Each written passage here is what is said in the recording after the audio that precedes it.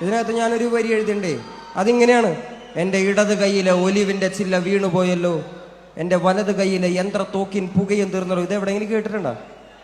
നിങ്ങൾ കേട്ടിരിക്കാൻ വഴിയില്ല. നമ്മുടെ നാട്ടിലുള്ള മുതിർന്ന രാഷ്ട്രീയ നേതാക്കൾ പോലും കേട്ടിരിക്കാൻ വഴിയില്ല. ഇത് യാസർ അറാഫത്ത് എന്ന് പറയുന്ന പാലസ്തീൻ വിമോചന പോരാളി ഉണ്ടായിരുന്നു. കേട്ടിട്ടുണ്ടോ യാസർ അറാഫത്തിനെ? യാസർ അറാഫത്ത് UN-ന്റെ ചർച്ചയിൽ പോയിട്ട് ജനങ്ങളോട് മിണ്ടിയത് ഇങ്ങനെയായിരുന്നു: എൻ്റെ ഇടത് കൈയിൽ ഒരു ഒലിവിന്റെ ചില്ലയും എൻ്റെ വലത് കൈയിൽ സ്വാതന്ത്ര്യ സമര സേനാനിയുടെ പോരാളിയുടെ കലാഷ്നിക്കോവ് യന്ത്രത്തോക്കുമായിട്ടാണ് ഞാൻ വന്നിരിക്കുന്നത്. എൻ്റെ ഇടത് കൈയിൽ നിന്നും ഈ ഒലിവിന്റെ ചില്ല വീണു പോകാതെ നിങ്ങൾ നോക്കണേ. എൻ്റെ ഇടത് കൈയിൽ നിന്നും ഈ ഒലിവിന്റെ ചില്ല വീണു പോകാതെ നിങ്ങൾ നോക്കണേ. എൻ്റെ ഇടത് കൈയിൽ നിന്നും ഈ ഒലിവിന്റെ ചില്ല വീണു പോകാതെ നിങ്ങൾ നോക്കണേ. ഇടത് കൈയിലെ ഒലിവിന്റെ ചില്ല വീണു പോയല്ലോ, എൻ്റെ വലത് കൈയിലെ യന്ത്രത്തോക്കിൻ തിരയും തീർന്നല്ലോ.